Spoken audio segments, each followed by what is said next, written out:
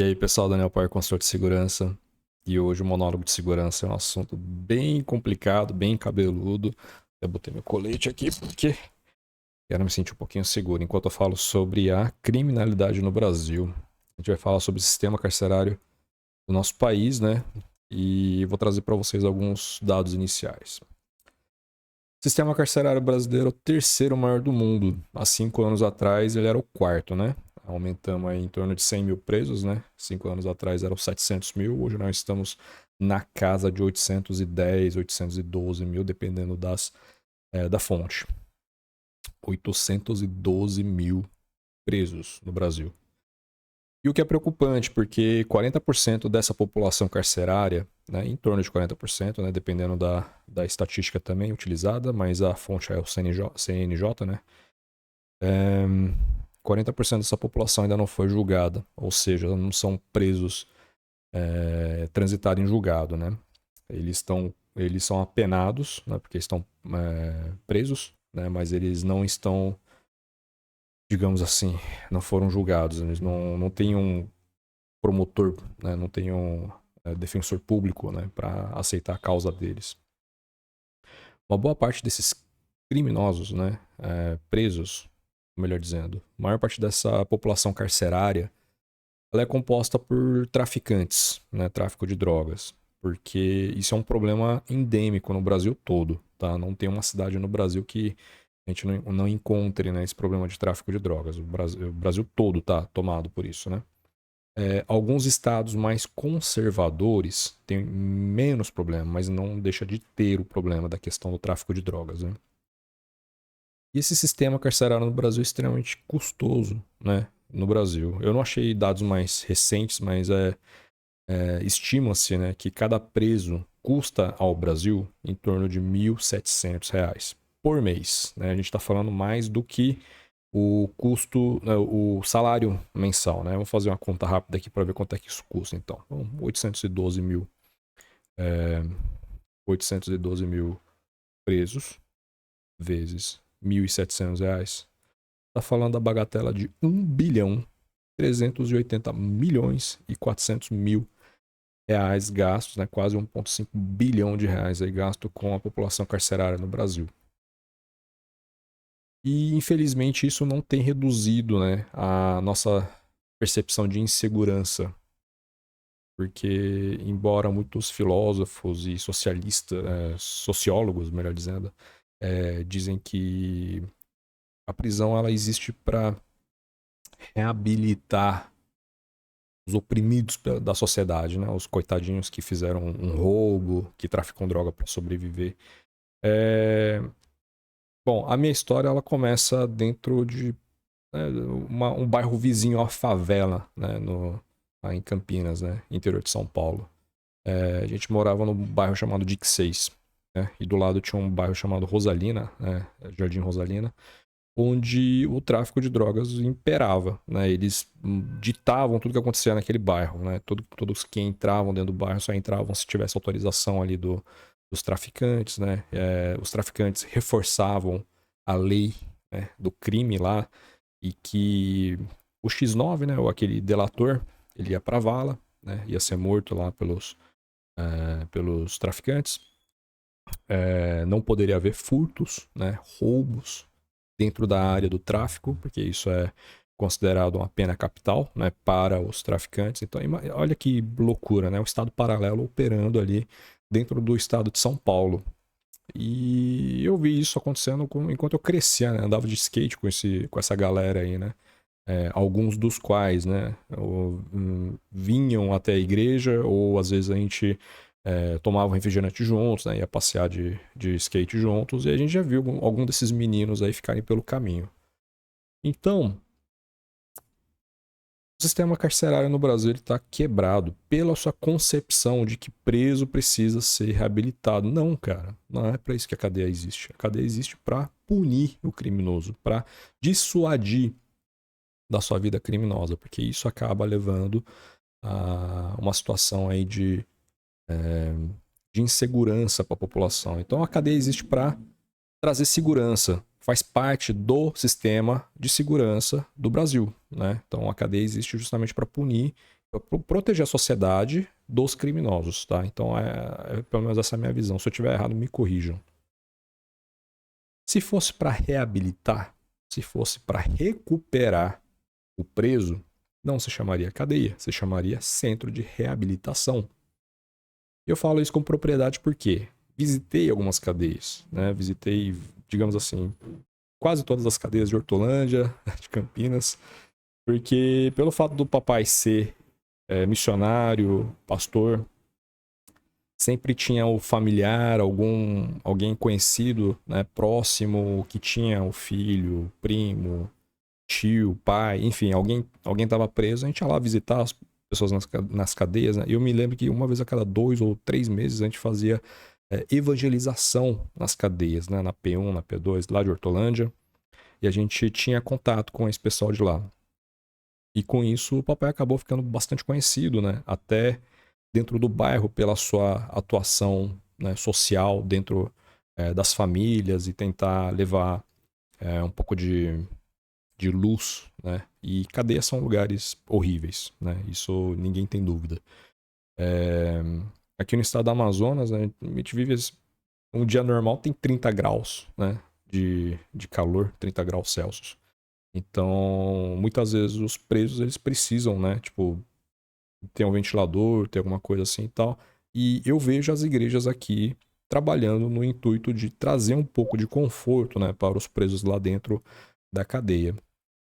Eu não sei se é para isso que as ONGs servem, né, mas as demandas que existem, elas são infinitas, né, e a maioria das pessoas tem poucos recursos para tentar resolver essa situação. E o Estado é a mesma coisa, né, o Estado não consegue atender a todos. E às vezes uma cela que tem 10, né, ou deveria ser para 10 presos, às vezes tem 20, né? Então, isso acaba acontecendo e o sistema carcerário no Brasil está falido, né? Então, precisa ser revisto a situação. E o fato de 40% da população carcerária ainda não ter sido julgada, isso é bastante preocupante, né? Porque a pessoa entra lá dentro da cadeia, aguarda o seu julgamento, né? Eu acho que um tempo razoável, né, para ser julgado seria 1 a 3 meses, talvez. E tem gente que está há anos esperando ser julgado, né? Alguns anos, 2, 3, 4 anos. Então, deveria ser feito um reforço na questão, né, do julgamento, né, botar mais promotores, botar mais defensores públicos para aqueles que não têm condições de pagar por um advogado, né? E eu acho que é um dos grandes problemas que nós temos também, de que quer se punir, a pessoa precisa se defender, porque todos têm direito à defesa, e não tem condições financeiras de bancar um advogado e fica lá sem ter o seu caso julgado, né? Então a pessoa às vezes quando vai a julgamento, quando chega perto de ser julgado, a pena que ela cumpriu ultrapassa, né, a pena pelo crime que ela cometeu. E acaba gerando injustiça. Esse sentimento de injustiça com certeza alimenta lá a raiva, a revolta do apenado, né? Então é um sistema que precisa ser revisto, tá? Aí os outros países, né? Como é que eles tratam com essa questão do sistema penitenciário, né? Aqui no Brasil não existe cadeia privada, todas são cadeias públicas, né? Então elas são geridas pelo Estado. Às vezes tem lá alguma mão de obra dentro das cadeias que é terceirizado para facilitar o gerenciamento, né, e para que haja um pouco mais de eficiência, porque o Estado é extremamente ineficiente nessa questão do serviço. Então, Estados Unidos, por exemplo, tem muitas cadeias privadas, né, que o condado paga para manter uma cadeia lá dentro do condado, né, porque eles não querem construir e manter, porque isso gera um custo, né, e enfim, pagam para empresas que vão construir essas cadeias, vão montar essas cadeias e gerenciam lá dentro e eles são cobrados, né, para que haja eficiência nessa situação de manter o preso dentro da cadeia, né? Então, fuga de cadeia nos Estados Unidos é bem mais incomum, né? Então, porque é um sistema mais eficiente. Aqui no Brasil, pelo fato, né, de a gente tá tratando de servidores públicos ou tratando aí de poder público em geral, né? A gente sabe, não dá para esconder isso. Ocorrem muitas questões aí não tem outra forma de colocar assim, né? Corrupção, né? Então, como é que entram celulares dentro das cadeias, né? Tipo, Dá pro apenado chegar lá e, eu quero comprar um celular, tem uma lojinha de celular lá dentro? Não, né? E como é que entram as armas de fogo, as armas brancas, os entorpecentes, como é que eles entram para dentro da cadeia? Né? Isso tudo acaba, acaba gerando, né, um certo mercado paralelo lá dentro das cadeias, e isso é extremamente inoportuno, né? Seria a palavra, muito infeliz essa situação, né?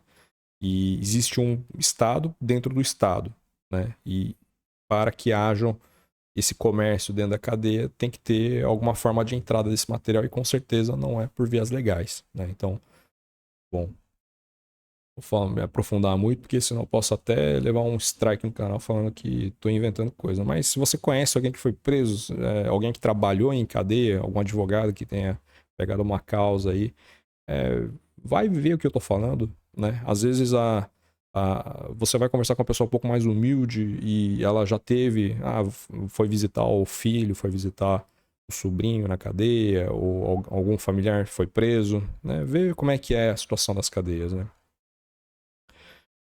Aí nós temos a figura dos presídios federais, né? Inicialmente era previsto construção de 5, né, unidades prisionais, estão distribuídos no Paraná, Mato Grosso do Sul, Rondônia, Rio Grande do Norte e Distrito Federal. Essas são 5 cadeias federais, né? E por que funciona? Porque é gerido pelo governo federal, né? E até hoje não houve nenhuma rebelião, fuga, enfim.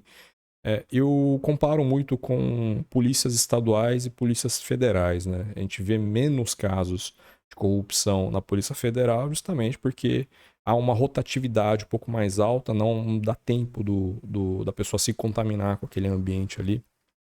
A superintendência também, ela gira de forma a não deixar criar vínculos ali, né? Então, bom, questão de saúde mental, né? A PRF, por exemplo, que ela fica o tempo todo rotacionando, vai para outro estado, vai para fronteira e tal, fica longe dos seus familiares, isso acaba gerando um problema de saúde mental sério, né? Acho que a questão dos presídios federais é a mesma situação, né? Que vem forças de outros estados para cuidar daquele presídio, então não há tanto vínculo entre o policial que está trabalhando ali e a população carcerária que está naquele local, né? Então não dá tempo de contaminar. E deve haver menos corrupção. Não que não haja, né? Isso eu não posso afirmar, mas deve haver menos. Por isso há menos rebelião, menos fuga, menos entrada de celulares no sistema penitenciário federal.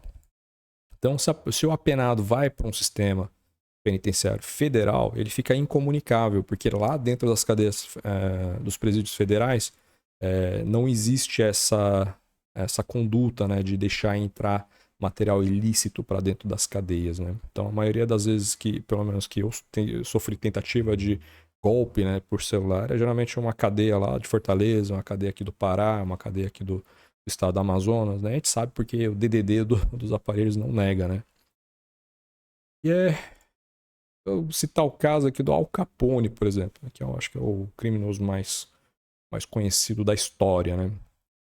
Esse camarada nasceu em 1899, né, na virada do século XIX para o século XX, né? E nasceu em Palm Beach, né, na Califórnia. Desculpa, em Nova York. Tá? Ele nasceu em Nova York. Ele foi. Ele faleceu em Palm Beach, no caso. O que aconteceu? Por que ele ficou tão famoso assim, né? Ele era um grande gangster, né? Que a gente chama de grande mafioso da época, né? Deve ter cometido aí grandes atrocidades durante sua vida, mas ele foi preso por evasão fiscal, né? Foi por sonegar imposto. Pegaram ele por sonegar imposto. E esse camarada ficou preso, né, durante 11 anos. Uma das cadeias que ele ficou preso foi a Albatroz, né? Alcatraz, aliás, né? Que é uma ilha, né? E essa ilha, você controla tudo que entra na ilha e tudo que sai da ilha. Aí fica mais fácil, né? Porque não tem outras formas ali de você contrabandear material, porque nessa época também não existia tecnologia de drone, né? Tipo, quem é que vai saltar de avião por cima e tentar entrar lá dentro de Alcatraz, que é uma ilha, né? Se eu não tô enganado, fica na Baía de São Francisco, essa ilha. E Essa época, especificamente falando, né, que foi antes da Segunda Guerra Mundial, né, quando ele teve preso lá, né, ele ficou e foi preso em 1931, né, então essa época da lei seca e quando os grandes mafiosos eles tinham toda essa é, pô- é, toda esse status, né, de gangster e tal, foi quando eles tinham mais poder, né, e o poder deles acaba quando não tem mais o financiamento, né? Basicamente, né? Enquanto ele estava preso, a lei seca caiu.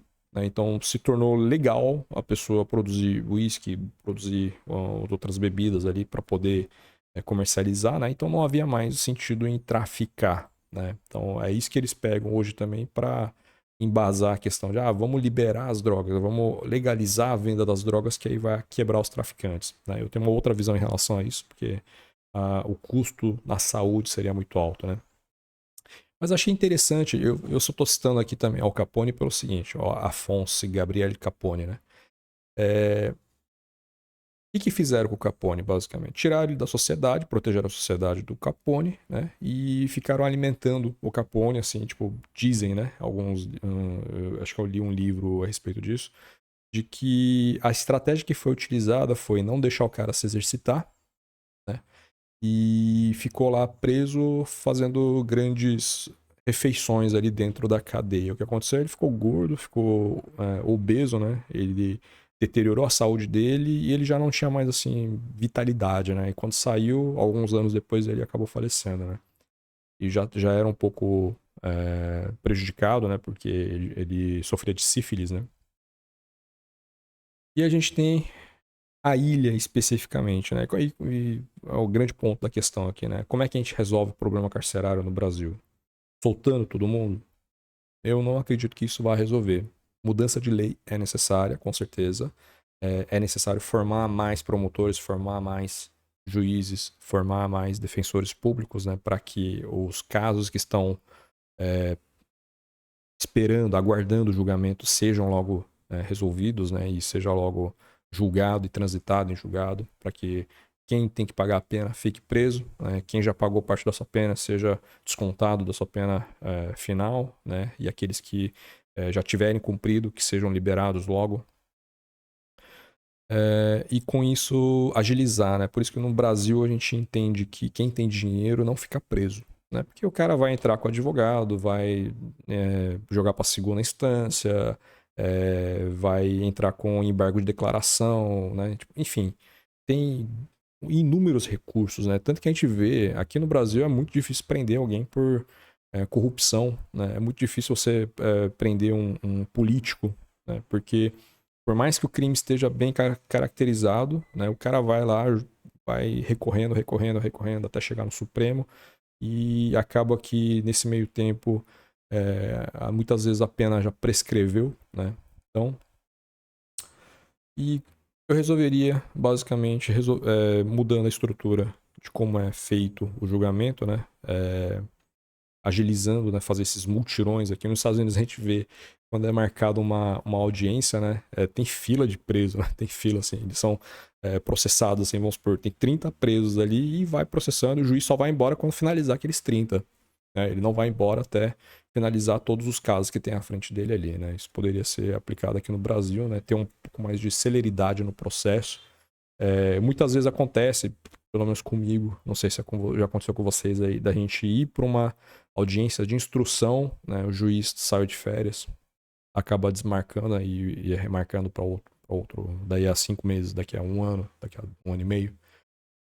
Quando acontece, não encontram as vítimas, né? Então precisa ser notificado pela segunda vez, aí é chamada para ser julgado a revelia e coisa e tal. Aí tem advogado que entra com pedido para ser renotificado, enfim, cara, é uma bagunça, sinceramente, né? Aumentar a pena para a entrada de celulares e armas em presídios, eu acho que é válido, só que não somente para quem foi, digamos assim, facilitou a entrada desse material, mas também para quem foi pego com o material, né? E ser bem mais monitorado lá dentro, né? E para que hajam ali evidências do que está acontecendo, né? Então, implementar sistema de monitoramento mais eficiente dentro das cadeias para que esses crimes possam ser solucionados com maior vitalidade, né? E a taxa de solução de crimes no Brasil é muito baixa, né? Homicídios, por exemplo, homicídio, que é na minha opinião, seria o crime mais sério, mais grave, né? Somente 37% dos homicídios são esclarecidos, né? Isso é número de alguns anos atrás, mas é nessa faixa. 1/3 dos crimes eles são esclarecidos. Dos homicídios. Crimes no geral, se eu não estou enganado, 6% ou 7% é esclarecido. Quer dizer que mais de 90% acaba sem saber nem o autor, né, do crime. E isso precisa mudar, né? Então, mais investimento na segurança pública, mais investimento na educação também, eu acredito que faça muito sentido. Aí, outra fonte diz aqui, né? Isso, número de 2011, né? Jacobo Weisevs, coordenador de pesquisa da Mapa da Violência 2011, né?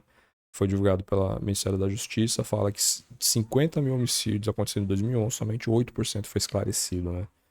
É um número muito baixo, gente, né? E quando conseguem finalmente chegar até o autor, né?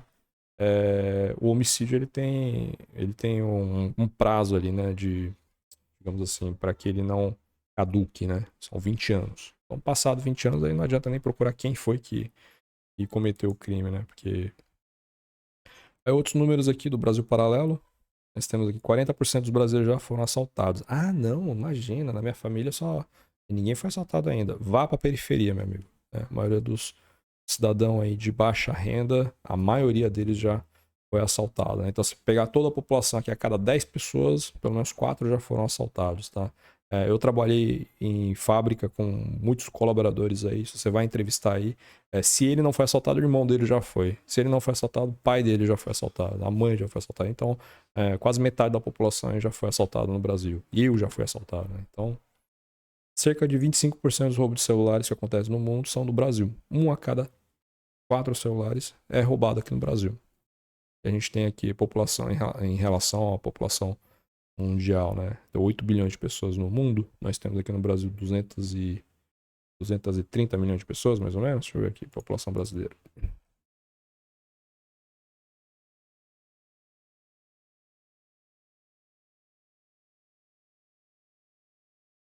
211 milhões, né?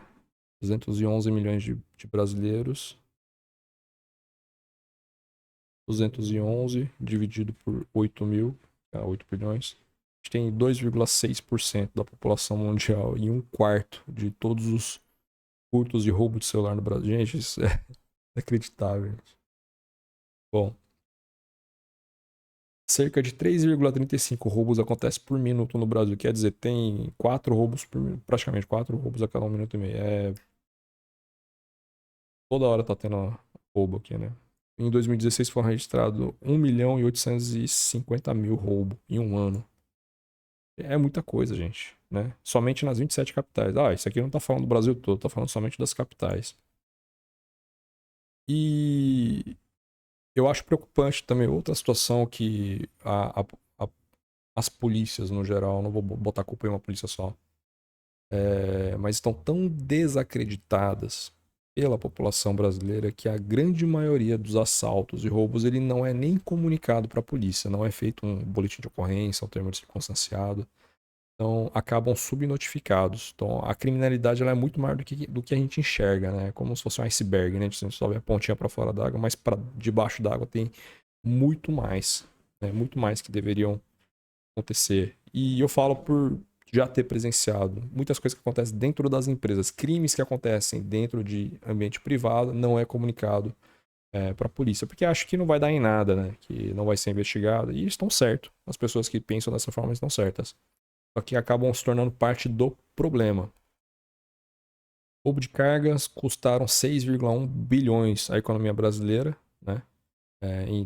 Entre 2011 e 2016. Eu acredito que seja mais do que isso. Tá? Roubo de carga deve ter custado bem mais do que isso. Isso é dados da Federação das Indústrias do Estado do Rio de Janeiro. Talvez seja somente do estado do Rio de Janeiro.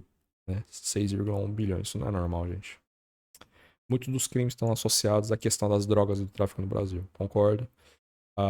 Os nossos bairros onde a gente morava em Campinas eram considerados os mais violentos ali da cidade de Campinas, pelo menos no período onde a gente morou lá, de 1995 até 2003 que eu morei nesse bairro.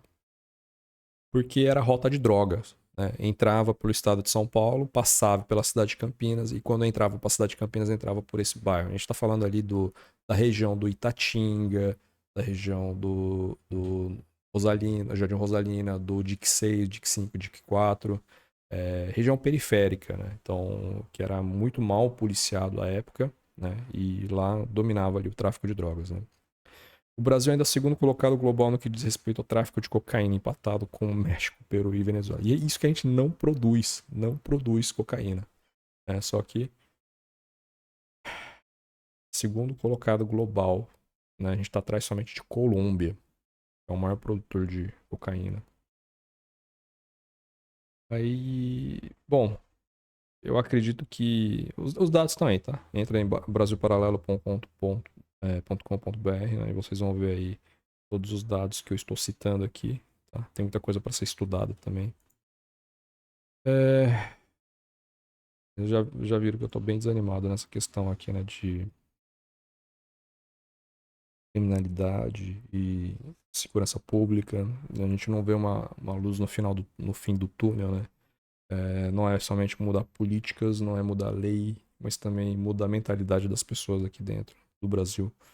E tem uma longa caminhada, né, para ser trilhada nesse sentido. Acho que precisa começar dentro das nossas casas, sabe? Doutrinar melhor os nossos filhos. Doutrinar mesmo. Cara, droga é perigoso, né? A gente fala se droga é bom, se é ruim.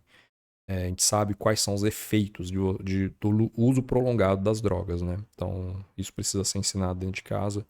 E é triste falar, mas eu acho que a grande maioria dos criminosos, se a gente for traçar um perfil hoje, né? É de uma casa desestruturada, né?